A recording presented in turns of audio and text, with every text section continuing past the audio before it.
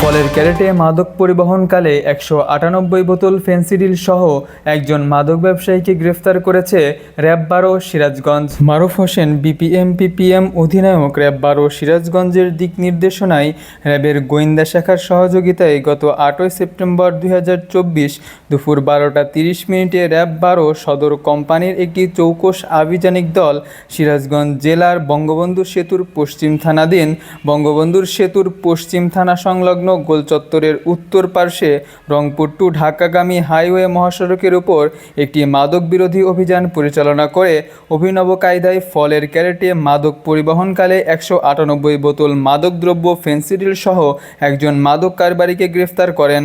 এছাড়াও তার সাথে থাকা মাদকদ্রব্য বহন ও ক্রয় বিক্রয়ের কাজে ব্যবহৃত একটি মোটরসাইকেল ও একটি মোবাইল ফোন জব্দ করা হয়।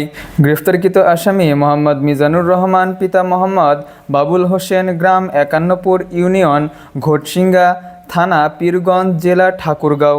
প্রাথমিক জিজ্ঞাসাবাদে জানা যায় যে আসামি দীর্ঘদিন যাবৎ লোকচক্ষুর আড়ালে সিরাজগঞ্জ জেলা সহ দেশের বিভিন্ন জেলায় তাদের ব্যবহৃত মোবাইল ফোনে যোগাযোগের মাধ্যমে মাদকদ্রব্য ফেনসিডিল ক্রয় বিক্রয় করে আসছিল।